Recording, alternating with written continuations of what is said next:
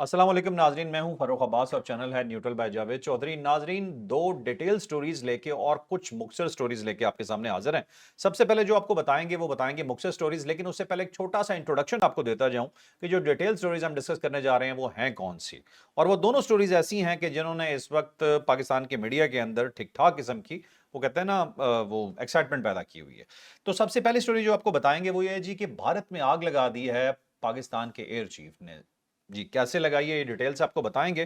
पहली दफा हमारे एयर चीफ ने इतनी खुल के बात की है और जिस तरह से की है और जो जो बताया है वो आप जरा डिटेल से जानिएगा, आपको बहुत मजा आएगा।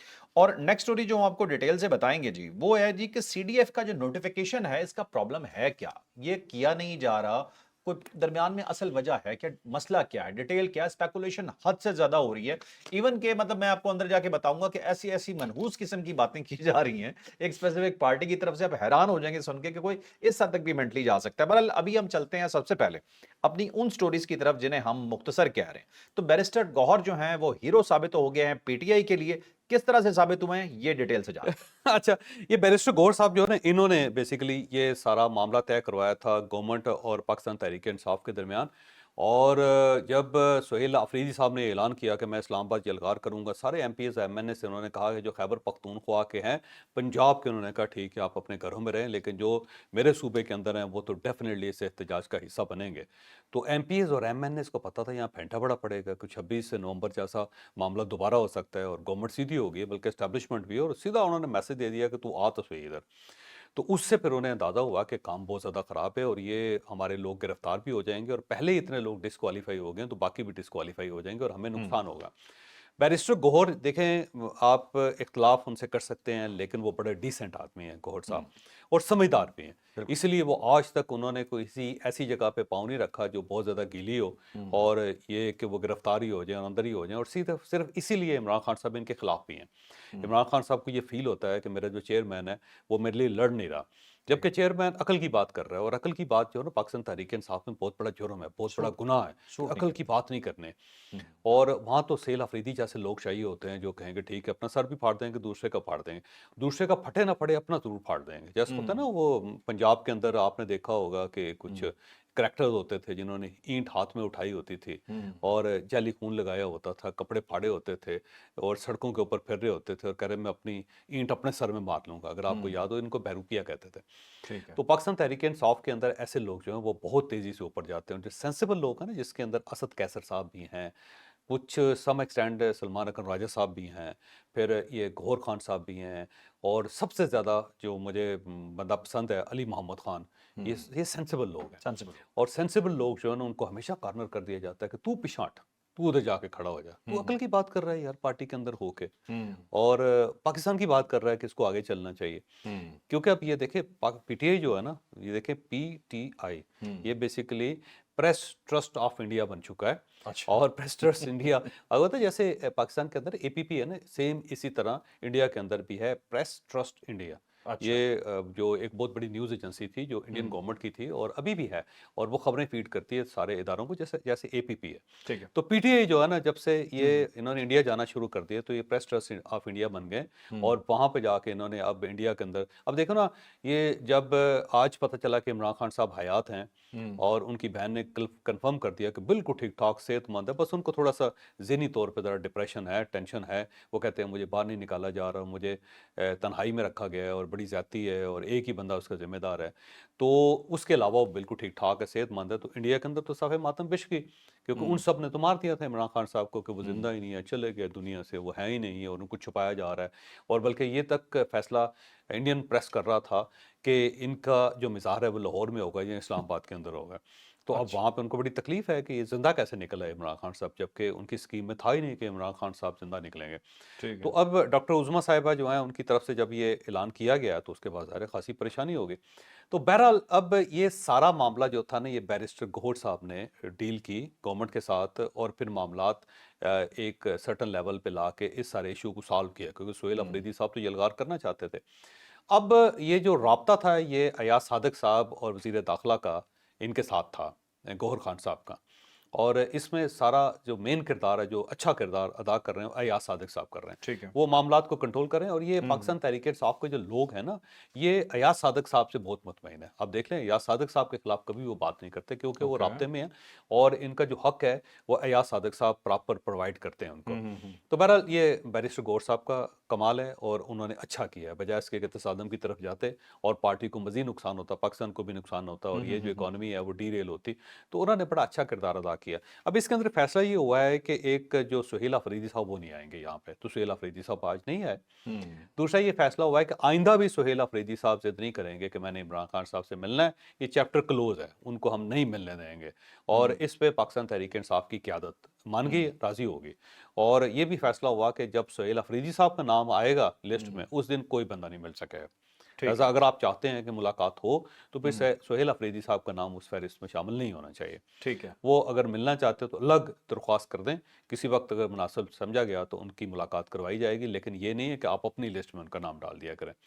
اس کے بعد پھر بیرسٹر گور صاحب سے کہا گیا کہ آپ جا کے مل لیں عمران خان صاحب سے. تو انہوں نے کہا میں نہیں ملوں گا، ان کی بہنیں ہی ملیں گے. تو بیرسٹر گور صاحب ذرا گھبرا گئے، کیونکہ اس کی وجہ یہ ہے کہ جب یہ جاتے تو اپنے ان کے ٹرولرز جو ہیں انہوں نے ان کے کپڑے پھاڑ دینے تھے. انہوں نے دیکھا یہ غدار ہو گیا ہے، مل گیا دوسری پارٹی کے ساتھ، یہ کون ہے جو جانے والا. اب جب بہنیں ان کی ملاقات ہوئی ہے تو پھر یہ ان کی عزت بچ گئی ہے. لیکن میری انفارمیشن یہ ہے کہ عنقریب جا رہے ہیں عمران خان صاحب سے ملنے کے لیے، ٹھیک ہے اور یہ ان کو راضی کرنے کی کوشش کریں گے. لیکن یہ بھی میں آپ کو بتا رہا ہوں کہ جب یہ وہاں پہ جائیں گے تو یہ عمران خان صاحب سے بیسی کروا کے آئیں گے، کیونکہ عمران خان صاحب خوش نہیں ہیں ان سے. اور ایک خبر چل رہی تھی ایک طیب بلوچ صاحب کے ریفرنس سے کہ جناب انہوں نے کہا کہ انسائیڈ سٹوری ہے کہ عمران خان صاحب نے کہا میری مقبولیت بہت کم ہو رہی ہے. انہوں نے اپنی بہن سے شکوہ کیا کیونکہ میری پارٹی کچھ نہیں کر رہی. اب جس وقت گور خان صاحب اندر جائیں گے تو مجھے لگتا ہے عمران خان صاحب نے جوتا اٹھا لینا. انہوں نے کہا کہ میری مقبولیت کیوں کم ہو رہی ہے تم لوگوں کی وجہ سے. نہ یہاں پہ احتجاج ہو رہا ہے، نہ میں باہر آ رہا ہوں، نہ پارٹی کچھ کر رہی ہے، تو تم لوگ کر کیا رہے ہو. اسی میں مجھے چوہر لگتا صاحب ایک اور چیز بھی ہے. یہ آپ نے جیسے ٹرولرز کی بات کی ہے، تو بہت سارے پی ٹی آئی کے جو یوٹیوبرز ہیں اور پی ٹی آئی کے بہت سارے سوشل میڈیا اکاؤنٹس جو ہیں یا ان کے جو حمایتی ہیں، ان کے میسیجز بالکل ایک جیسے ہوتے ہیں. کیا چکر؟ ہاں یہ میں کل دیکھ رہا تھا، رات کے وقت یہ چل رہا تھا، اس میں باقاعدہ اسکرین شاٹ ہے، آپ دکھا بھی دیں بلکہ زیادہ بہتر ہے اسکرین شاٹ، جس کے اندر کوئی جرنلسٹ ہمارے دوست بھی ہیں، وہ کسی نے انالیسس کر کے بتایا کہ دیکھو یہ لفظ تک ایک ہی جیسے ہیں ان کے، وہ بھی چلیں کم از کم الفاظ ہی تبدیل کر لیں. کوئی کریڈیبلٹی تو میڈیا کی رہنی چاہیے. یہ ویسے اس ٹائپ کی جو لوگ ہیں نا، جو یہ جو انالیسس کرنے والے لوگ، یہ بھی بڑے شیطان ہیں. ویسے پوری چیزیں اکٹھی کر کے نا ساری، کوئی چیز خفیہ نہیں رہتی، چھپتی نہیں ہے. ٹھیک ہے ایسا لگتا ہے ویلے بیٹھے ہوئے، ان کا کام ہی ہے کہ جو مل جائے اس کو سیدھا کر کے نا بیان کر دیں. اب دیکھو یہ میں خود دیکھے تو ہنسی میری بھی نکل گئی یار، دیکھو کتنی محنت کی اس بندے نے. اب ایک اسپیشل ورڈ تھا عمران خان غصے میں، سب نے یہ لکھا ہوا ہے عمران خان غصے میں. یار وہ عمران خان غصے کے علاوہ کیا کر سکتا ہے اس وقت بیچارہ؟ مجھے تو مظلوم لگتا ہے یار، بلکہ یہ کہنا چاہیے عمران خان مظلومیت. اچھا مجھے بتا، ویسے بی جے پی اور پی ٹی آئی، یار نہیں اس طرح نہ کیا کرو انڈیا کے ساتھ میں پلیز. میں نے تو بات ہی کچھ نہیں کی. نہیں مجھے پتہ نہیں کیا بات کرو گے آپ. میں نے صرف یہ پوچھنا ہے ان دونوں پارٹیوں میں فرق کیا؟ آپ کہہ دیں ٹوٹلی ڈفرینٹ ہے. میں نے کب کہا؟ میں تو صرف پوچھ رہا ہوں آپ سے. یار نہیں انڈیا کے ساتھ کمپیئر نہیں کرنا. دیکھو بات یہ ہے کہ یہ پی ٹی پاکستان کی پولیٹیکل پارٹی ہے، ان سے نظریاتی اختلاف ہمارا اپنا، یہ اپنے گھر کی لڑائی ہے، لڑیں گے ہم. لیکن یہ کہنا کہ یہ ایک ملک دشمن ہے یا انڈیا کے ساتھ ملے ہوئے ہیں یا بی جے پی جیسے ہیں، یہ زیادتی ہے. جو اس وقت پارٹی کو ڈرائیو کر رہے ہیں پی ٹی آئی والے، پوری کمپینیں اٹھا کے انڈین میڈیا کے اوپر لے جا رہے ہیں، بی جے پی پہ انڈیا پہ لے جا رہے ہیں. دیکھو یار سہیل آفریدی صاحب ہیں یا نورین نیازی صاحب ہیں، وہ ساری اپنی جگہ پہ، پریس ٹرسٹ آف انڈیا اپنی جگہ پہ، لیکن اسی پارٹی میں گور خان بھی ہے اور ٹو سم ایکسٹینڈ سلمان اکرم راجہ صاحب بھی ہیں، اسد کیسر صاحب بھی ہیں، علی محمد خان بھی ہیں، کچھ اور لوگ بھی ہیں جو سینسیبل وائسز ہیں، وہ بھی تو ہیں، وہ بھی اسی پارٹی کا حصہ ہیں. انہیں سنا جاتا ہے ان کی پارٹی میں؟ زیادہ نہیں.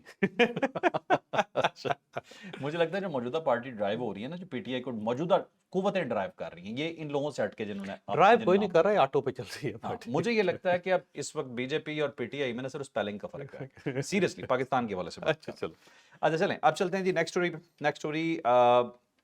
پی ٹی آئی کے وہ کہتے ہیں نا جب اب حکومت میں ہوتے ہیں تو گاڑیاں پولیس کی آگے چل رہی ہوتی ہیں، اور جب حکومت میں نہیں ہوتے تو پولیس کی گاڑیاں پیچھے چل رہی ہوتی ہیں، آپ آگے آگے بھاگ رہے ہوتے ہیں. ایس ایچ او وہی ہوتا ہے. سچو سیم ہوتا ہے. صحیح بات ہے. ایک مرتبہ سلوٹ کر رہا ہوتا ہے، دوسری مرتبہ ہتھکڑی لے کے پھر رہا ہوتا ہے کہ ادھر پہ آؤ ادھر. تو پی ٹی آئی کے ساتھ یہی حالات ہیں. ذرا بتائیے کتنے لوگ اشتہاری قرار دے دیے گئے؟ اب 18 نئے لوگ اشتہاری قرار دیے گئے ہیں 9 مئی کے کیس میں، اور اس کے اندر عمر ایوب صاحب ہیں، شبلی فراز صاحب ہیں، سرتاج گل صاحبہ ہیں، کنول شوزف صاحبہ ہے اور شیخ راشد شفیق صاحب ہیں، اور اس سے باقی جو لوگ ہیں وہ اتنے نوٹیبل نہیں ہیں، وہ بھی نوٹیبل ہیں لیکن اتنے مطلب جنہیں prominent پبلکلی زیادہ کم جانا ہے. یہ ذرا پرومیننٹ ہیں، اور کیونکہ یہ عدالت کے اندر پیش نہیں ہو رہے، اور بہادر لوگ ہیں چھپ کے بیٹھے ہوئے ہیں، اور چھپ کے بھی خیبر پختونخوا کے اندر بیٹھے ہوئے ہیں، اور خیبر پختونخوا کی گورنمنٹ کے جو وسائل ہیں ان کو انجوائے کر رہے ہیں. اور عمر ایوب صاحب تو بڑے بہادر آدمی ہیں، اتنے بہادر آدمی ہیں کہ وہاں سے نکل ہی نہیں رہے. شبلی فراز صاحب بھی اور زرتاج گل صاحبہ بھی، یہ سب لوگ ان کی گفتگو سن لیں آپ، لیکن جہاں پہ انہیں تھوڑا سا بھی خطرہ ہونا کہ ہم گرفتار ہو سکتے ہیں یا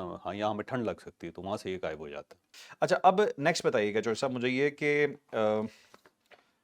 چائنا کے حوالے سے ایک خبر آئی جی، ایک بڑی زبردست خبر ہے، آپ کو یہ بتاتے ہیں کہ آپ نے انسانوں کی آرمی تو دیکھی ہوگی، لیتھل آرمی دیکھی ہوں گی، کمانڈوز دیکھے ہوں گے، لیکن آپ نے ایسی فورس نہیں دیکھی ہوگی جو محسوس نہیں کرتی، صرف مارتی ہے.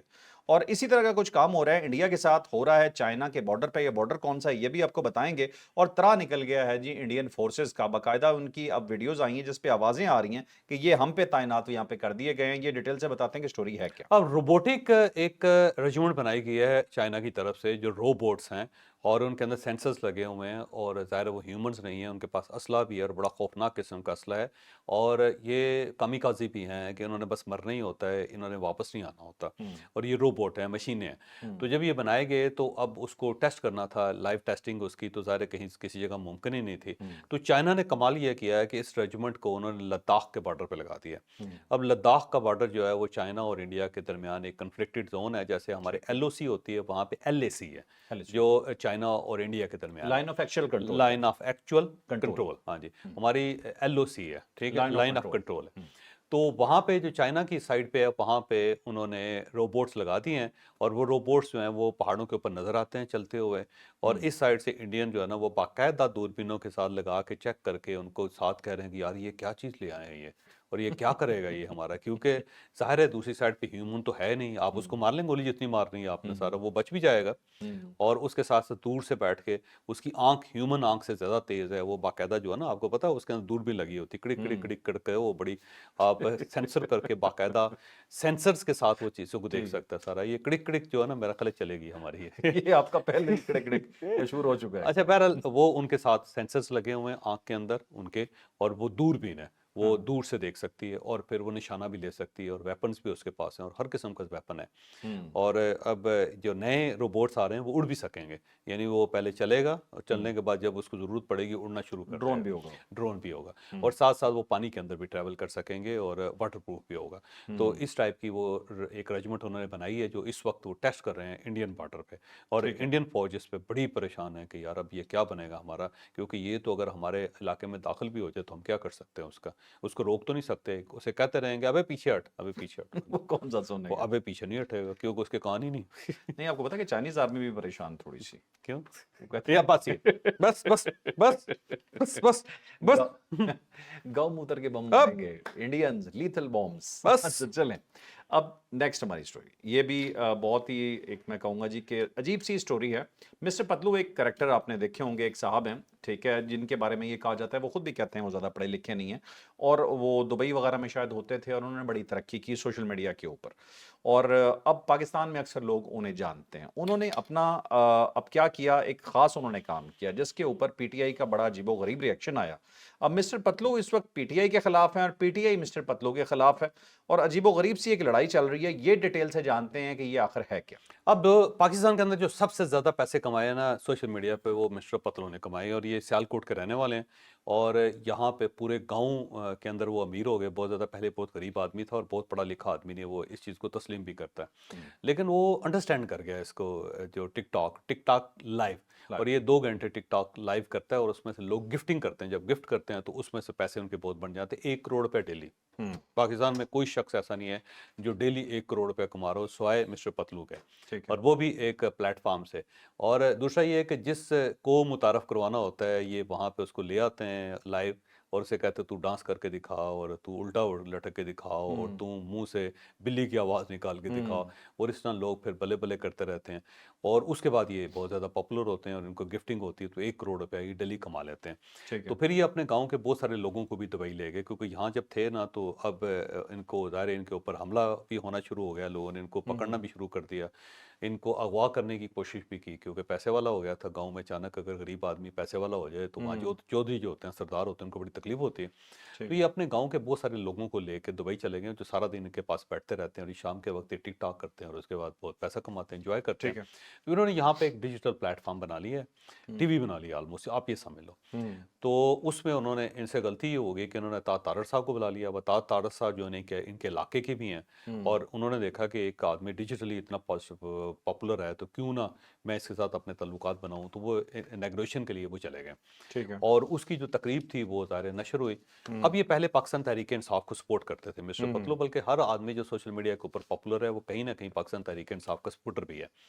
تو اس کے بعد جب یہ ہوا تو شہباز گل صاحب اور باقی سب لوگوں کو بڑا برا لگا کہ یہ پتلو نے کیا کیا. تو اس نے پھر ان کے خلاف باتیں کرنی شروع کر دی شہباز گل صاحب نے. تو یہ مسٹر پتلو بھی سیدھا ہو گیا اور اب یہ پورا پہلوانوں کی طرح پارٹی کے ساتھ سلوک کر رہا ہے اور پارٹی جو ہے نا وہ ان کے ساتھ تو باقاعدہ لڑائی شروع ہو گئی. اور لڑائی اس لیے شروع ہوئی کہ طاہر طارڑ سے انیگوریشن کس سے کیوں کروائے گی. تو ظاہر ہے شہباز گل صاحب آ جاتے پاکستان وہ کر لیتے. زیادہ بہتر تو یہ تھا یہ تو بہت یا اچھا شبلی فراز صاحب کو لے جاتے یا عمر ایوب صاحب کو لے جاتے. اب شبلی فراز, عمر ایوب اور شہباز گل یہاں پہ اویلیبل نہیں ہے تو پھر کہیں کسی نے شہباز گل کے ساتھ ان کا بہت چل رہا ہے, یہ جواب بھی دے رہے ہیں شہباز گل کو. ویسے یہ شہباز گل کو اگر دعوت دیتے تو شہباز گل آتے؟ آنا تو چاہیے تھا ان کو. ویسے اچھی بات ہے یار, ویسے اپنا ملک ہے ان کا, نہیں اپنا ملک ہے, یہاں پہ رول کرتے رہے ہیں. وہی کبھی پولیس آگے ہوتی تھی کبھی پولیس پیچھے تھی سارے. تو جب ان کو گاڑی توڑ کے نا ان کی جب لایا گیا نا تو پچھلی سیٹ پہ بٹھایا گیا, اس وقت یہ کچھ انہوں نے کیا تھا وہ کسی وقت پھر بتاؤں گا. وہ نیچر کال ہے یار پھر وہی بات, اس قسم کی فضول باتیں نہ کیا کرو. اچھا کرنے کا مسئلہ نہیں, بتانے کا مسئلہ, یہ ٹھیک ہے بھائی. اچھا جی, تو یہ ایک سچویشن تھی, آپ کو بتا دیجیے. مسٹر پتلو کی ایک لحاظ سے میں ان کی بڑی رسپیکٹ کرتا ہوں کہ وہ گاؤں میں تھے, انہوں نے ایک نئی چیز سیکھی. سیلف میڈ آدمی ہے یار. تو میرے خلاف ہے, اس نے خاصی بد کلامی بھی کی میرے بارے, لیکن اس سے کوئی فرق نہیں پڑتا. ایک آدمی سیلف میڈ ہے, اس کی عزت کرنی چاہیے. میں اس کی عزت کرتا ہوں. کم تعلیم کے باوجود انہوں نے سوشل میڈیا پلیٹ فارمز کو یوز کیا, لوگوں کو اعتراضات بڑے ہیں. ٹیکنالوجی سیکھی اور اس بندے نے استعمال کیا, بہت اچھی بات. اب وہی ایشو ہے نا چوہے صاحب کہ اس نے ٹیکنالوجی کا یوز کیا, کچھ لوگوں کو اعتراض ہے کہ غلط یوز کیا, ایسے نہیں کرنا چاہیے. کامیاب نہیں ہونا چاہیے پاکستان میں. کوئی کامیابی تو بہت بڑا جرم ہے, گناہ ہے. کوئی بندہ کامیاب ہو جائے نا سارا معاشرہ اس کے خلاف ہوتا ہے. وہ کہتے ہیں ہم ناکام ہیں, تو بھی ادھر آ کے بیٹھ, تو پتلو کیوں ہو گیا. لیکن یہ بات واقعی اس کی اچھی ہے کہ وہ اسکریچ سے اٹھ کے اس نے اپنے آپ کو کچھ بنایا. اس نے کیا, بہت اچھی بات, بہت اچھی بات. بالکل ٹھیک ہے. میں تو ڈکی بھائی کی بھی بڑی عزت کرتا ہوں. وہ ایک عام آدمی ہے. رجب بٹ کی بھی بڑی تعریف عزت کرتا ہوں. ٹھیک ہے, وہ بہک گئے ہیں درمیان میں یہ لوگ, ظاہر ہے زیادہ ٹرینڈ نہیں تھے, بہکنا اتنا نہیں چاہیے تھا, لیکن ان لوگوں نے دیکھو نا سیلمیٹ آدمی ہے یار, ٹیکنیک سمجھ گئے, وہ سمجھ کے انہوں نے اپنا راستہ بنایا, کچھ نہ کچھ کر کے دکھایا, کچھ نہ کچھ کر کے دکھایا. ہاں جی, ٹھیک ہے. اور اعتراض تو دنیا کی اور یہ قابل تعریف لوگ ہیں, ان کی تعریف کرنی چاہیے. ٹھیک ہے, وہ بہکے ہیں اور اس کی وجہ یہ ہے کہ ٹریننگ نہیں ہے. تو ظاہر ہے نہ گورنمنٹ نے ٹریننگ کی ہے نہ سوسائٹی نے ٹریننگ کی ہے, تو بندہ ظاہر ہے کہیں نہ کہیں جا کے لڑک جاتا ہے. لڑکے ہیں لیکن اس کے باوجود یار انہوں نے کمال کیا, ان کو ماننا چاہیے. کیوں نہ مانے.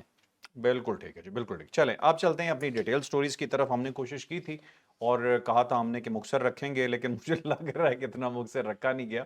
اب ہم کوشش کرتے ہیں کہ اپنی ڈیٹیل سٹوریز کو ذرا بریفلی آپ کو بتا دیا جائے. پاکستان نے جو انڈیا کے خلاف جنگ لڑی تھی اس میں پہلی مرتبہ ہمارے جو ایئر چیف ہیں انہوں نے کھل کے بات کی ہے.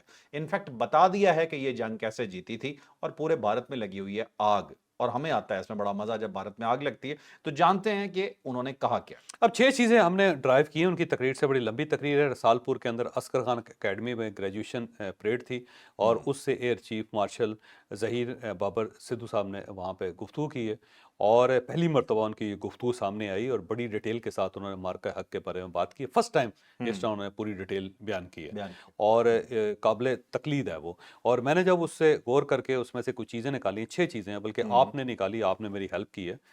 میں آپ کا کانٹینٹ جو ہے نا وہ بیان کر رہا ہوں, جو ہے نا تسلیم کرنا چاہیے. صرف مسٹر پتلو کی تعریف نہیں کرنی چاہیے, یہ جو مسٹر موٹو بیٹھا ہوا ہے نا اس کی نہیں, ہماری اصل ہیرو یہ اصل ہیرو. تو بہرحال انہوں نے یہ تو کہا جی کہ رافیل طیاروں کی صلاحیت جو ہے نا air force, Pakistan air force کے سامنے صفر تھی. یہ بات 100% درست ہے. رافیل طیارے جو ہوتا ہے نا وہ لیٹسٹ طیارے ہیں, 4.5 ان کا گریڈ ہے, لیکن اس کے باوجود پاکستان نے اپنے عام سے طیاروں سے ان کو انگیج کر کے ان کو مار دیا, گرا دیا. اس کی بنیادی وجہ یہ ہے کہ جو ہمارے پائلٹس تھے انہوں نے کمال کیا. آپ کو پتہ ہے ہمارے پائلٹس جو ہے نا لو فلائٹ کر کے گئے ہیں, وہ کسی ریڈار میں آئے نہیں, جو اسے کبھی سوچا ہی نہیں تھا رافیل نے کہ ایسا بھی ہو سکتا ہے کہ میری طرف آئے گا. اور وہ اتنا لو فلائٹ کر کے آئے گا، لو فلائی کر کے آئے گا کہ میرے ریڈار میں آئے گا نہیں. اور جب وہ سامنے آئے تو اس وقت تک چند سیکنڈ رہ گئے تھے، رافیل جو اپنے آپ کو بچا ہی نہیں سکتا تھا. اور دوسرا یہ ہے کہ ایک جو جاسوسی والا طیارہ ہے نا، اس کو انہوں نے پاکستان نے فضا میں رکھا اور اسے کہا کہ یہ لاک کر رہا ہے تمہیں.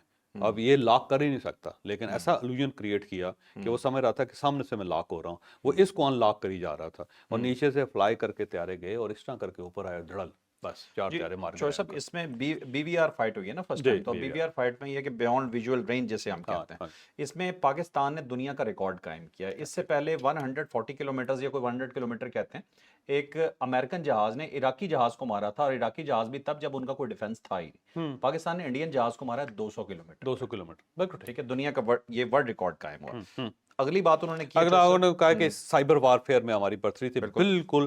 ایک تو یہ ہے کہ پورا سسٹم ہیک کر لیا تھا انڈیا کا، اور اسپیشلی جو ان کے جو ڈیمز تھے وہ ہیک کر لیے تھے. یہ جو یہاں پہ پانی آ رہا تھا نا، ہم کہہ رہے تھے کہ دیکھو اس نہر کے اندر بھی آ رہا ہے، انڈیا نے پانی چھوڑ دیا. وہ انڈیا نے نہیں چھوڑا تھا، پاکستان نے خود ان کے ڈیم ہیک کر کے ان کے سپلز ویل کھول دیے تھے. اچھا انہیں کہا جی لو کر لو آپ جو کرنا ہے آپ ٹھیک نے. ہے. ٹھیک ہے، کیونکہ اس سائڈ پہ انڈیا جو نریندر مودی تھا اس نے کہا ایک ایک بوند کو ترسیں گے. یہ بوند کے ان کے انہوں نے ڈیم خالی کر دیے سارے. اور وہ اب تک پریشان ہے کہ انہوں نے کیسے کیا تھا. آدھے ہندوستان کی بجلی بند کر دی تھی، 70% بجلی بند کر دی تھی. اور درمیان میں جو پیچھے سٹیٹس ہیں ان کی، اور اس میں یہ ہوتا تھا کہ فلیکچویٹ کرتی تھی بجلی، کبھی وہ بالکل زیرو ہو جاتی تھی، کبھی وہ بہت زیادہ اوپر چلی جاتی تھی. بہت سارے لوگوں کے گیجٹس جو تھے وہ اڑ گئے، اور ان کو سمجھ نہیں آ رہی تھی کہ یہ کیا کیا جا رہا ہے. اور پھر جو ان کا پرائم منسٹر ہاؤس ہے اس کو ہیک کر لیا تھا انہوں نے. وہاں جو کنورسیشن ہو رہی تھی وہ پاکستان کے پاس تھی، اور ان کے پائلٹس کی کنورسیشن ان کے پاس تھی. پھر یہ ہے کہ جو پائلٹس وہاں پہ رافیل اڑا رہے تھے، ان کے جو سوشل میڈیا اکاؤنٹ تھے وہ سارے ہیک ہوئے ہوئے تھے. اور پاکستان کو ایک دن پہلے پتہ لگ گیا کہ کل یہ اٹیک کرنے والے ہیں. اس کی وجہ یہ تھی کہ ایک پائلٹ جو تھا اس نے اپنی گرل فرینڈ کو بتایا تھا کہ بس کل فائنل ہے، پرسوں میں آ رہا ہوں تم سے ملنے کے لیے. اچھا اور اس سے انہیں پتہ لگ گیا کہ یہ کل اٹیک کرنے والے. یعنی اس حد تک پاکستان نے سائبر وارفیئر کے اندر ٹھیک ہے. کمال کیا تھا. پورا انڈیا جو تھا نا ان کے پاس بے بس تھا. پھر وہاں سے جو انہوں نے میزائل چلایا وہ واپس کر دیے، وہ واپس ہی انڈیا کے اندر گر گئے، ری ڈائریکٹ ہو گئے. ری ڈائریکٹ ہو گئے. ایک جو میزائل تھا براموس وہ افغانستان کے اندر گرا دیے. تو سائبر وار میں پاکستان نے کمال کیا. یہ بات ان کی 100% درست ہے. پھر تیسرا انہوں نے کہا کہ ریڈار سسٹم کو کامیابی سے نشانہ بنایا. تو یہ بات درست ہے کہ ان کا جو ریڈار سسٹم ہے وہ پاکستان نے واقعی اڑا دیا تھا اس کو، اور ایسا اس کے اندر کمال کیا کہ کسی کو سمجھ نہیں آئی کہ اب یہ کرنا کیا ہے. اور باقاعدہ اس کے اوپر بم مار کے نا، میزائل مار کے اس کو اڑا دیا، جس سے وہ بالکل بے بس ہو گئے. ان کی ایئر فورس 3 دن تو وہ اڑے نہیں جہاز. ان کو یہ خطرہ تھا کہ کہیں پوری ایئر فورس نہ اڑا دیں. چوتھا پوائنٹس یہ ہے کہ ڈیفنس سسٹم جو ہے نا S-400 اس کو کامیابی سے نشانہ بنایا. یہ بڑا لیٹسٹ ڈیفنس سسٹم ہے رشیا کا، اور یہ ناقابل تسخیر سمجھا جاتا تھا. لیکن پاکستان نے اس کے لیے کمال یہ کیا کہ اب دیکھیں وہ اس نے نا کوئی جو بھی اس کی طرف میزائل آ رہا ہوگا اس کو ہٹ کرے گا. تو انہوں نے اتنی زیادہ کلاؤڈ کریٹ کر دی اس کے اوپر کہ اس کو سمجھ نہیں آ رہی تھی کہ اس نے کس کو مارنا ہے. پاکستان نے جو ڈرونز کا اٹیک کیا نا اس کے اوپر، تو 400 ڈرون اب اس کو نظر آ رہے ہیں اپنی طرف آتے ہوئے. تو وہ کنفیوز ہو گیا کہ اس نے کس کو پکڑنا ہے کس کو نہیں. میں اور دوسرا یہ ہے کہ لائٹس کریٹ کی، ایسے الوژنس کریٹ کیے کہ وہ ان کو میزائل سمجھ رہا تھا جبکہ تھا کچھ بھی نہیں. تو اس کے اپنے میزائل جو ہے نا وہ خالی ہو گئے، اور اس کے بعد پھر پاکستان نے جو میزائل مارا اس کے بعد اڑا دیا اس کو. اور نیچے کنکریٹ، یہ اوپر جو سسٹم ہوتا ہے نا اس کے نیچے کوئی 10-10 میٹر، یہ 10-10 فٹ کنکریٹ ہوتی ہے، اس کے نیچے ہوتا ہے سارا سسٹم، وہ اڑا دیا پاکستان نے. اس کے علاوہ جو پانچواں ہے نا وہ یہ ہے کہ انہیں بڑی جلدی لمحوں میں انہوں نے مانیٹر کیا اور رد عمل دیا. اچھا، اس کا یہ تھا کہ یہ جو ہمارا جو ایئر فورس تھی نا اس وقت جب یہ 6 اور 7 تاریخ کو اڑ رہی تھی تو یہ ڈیفینسو موڈ میں تھی. اب یہ ڈیفینسو موڈ میں آپ کو وہاں سے آپ کو افینسو موڈ میں آنے میں بڑا ٹائم لگتا ہے آپ کو، کیونکہ افینسو میں آپ نے پورا پیٹرول بھرنا ہوتا ہے، پورا سسٹم بنانا ہوتا ہے. لیکن پاکستان کا کمال یہ تھا کہ ایک آرڈر آیا اور اس کے ساتھ ہی جو ڈیفینسو موڈ میں ساری ایئر فورس تھی وہ افینسو موڈ میں ہو گئی سیکنڈز کے اندر. اب ڈیفینسو آفینسو کہتے ہیں نا اس سے. ہاں جی، یہ ایک نیا کمال کیا پاکستان نے، اور اس کے اوپر بھی بہت زیادہ سٹڈیز اس وقت ہو رہی ہے. دوسرا یہ ہے کہ ایک یہ بتایا ایئر چیف نے کہ دنیا نے مارکا حق سے قبل جو فضائی طاقت کا اتنا جرت مندانہ استعمال کبھی نہیں دیکھا. اور یہ بات 100% درست ہے کہ اتنی جرت کے ساتھ پاکستان نے اٹیک کیا کہ کوئی بندہ کوئی ملک ایکسپیکٹ ہی نہیں کر رہا تھا کہ پاکستان اس طرح ریئیکٹ کرے گا. اور یہ 50 منٹ کی جنگ تھی جس کے اندر پاکستان نے کمال کر کے رکھ دیا. اور ابھی تو یہ اکیڈمیز کے اندر पढ़ाई जा रही है, लिखा जा रहा है इसके ऊपर, ये बाकायदा अपना जो वार थिएटर था उसको पाकिस्तान ने तब्दील करके बता दिया कि इस तरह भी हो सकता है। और ये सारी जो तैयारी की थी एयरफोर्स ने, कमाल ये था कि सीने के साथ लगाई हुई थी, किसी को कानो कान खबर नहीं होने दी इन्होंने कि हम इस हद तक एडवांस हो चुके हैं। एडवांस हो चुके तो सिर्फ अमेरिका को हैरान नहीं किया, चाइना को भी हैरान कर दिया। सबने राब्ते किए कि सब हमें राब्ते, ट्रेनिंग करवाओ, सब। हर बंदा हैरान था इस बात पे। बल्कि और टेक्नोलॉजी खरीदने के लिए तैयार हैं, बहुत बहुत पैसा देने के लिए तैयार हैं पाकिस्तान को। ठीक है, ठीक है। चौधरी साहब, एक इंपॉर्टेंट क्वेश्चन मुझे ज़रूर जानना है आपसे। आपने कहा जी कि वो उसकी गर्लफ्रेंड से वो मिलने जा रहा था, पायलट ने बताया, यार फिर फिर वो गया या नहीं गया? मैंने ये सिर्फ ये पूछना है। आप पता नहीं, आपको लगता है मैं हर चीज़ को कहाँ डाल दूँ? अच्छा, नहीं पहुंचा होगा, ठीक है। अच्छा, चले जी, अब चलते हैं नेक्स्ट स्टोरी पे। नेक्स्ट स्टोरी जो है हमारी वो है जी सीडीएफ के हवाले से, चीफ ऑफ डिफेंस फोर्सेस के हवाले से नोटिफिकेशन की बात हो रही है।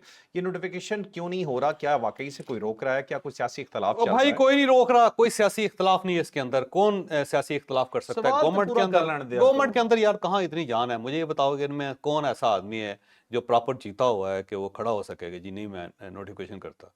पर दो तीन इश्यूज हैं। एक इसमें कोई शक नहीं कि गवर्नमेंट ये सोच रही है, बल्कि सारी सियासी पार्टी सोच रही हैं, जिसके अंदर मौलाना फजलुर रहमान साहब का भी इनपुट है, और सब ये सोच रहे हैं कि ठीक है फील्ड मार्शल इस वक्त जो है ना वो बन जाएंगे सीडीएफ, और उनके ऊपर कोई इशू नहीं, लेकिन अगला सीडीएफ जो होगा उसको अपॉइंट कौन करेगा?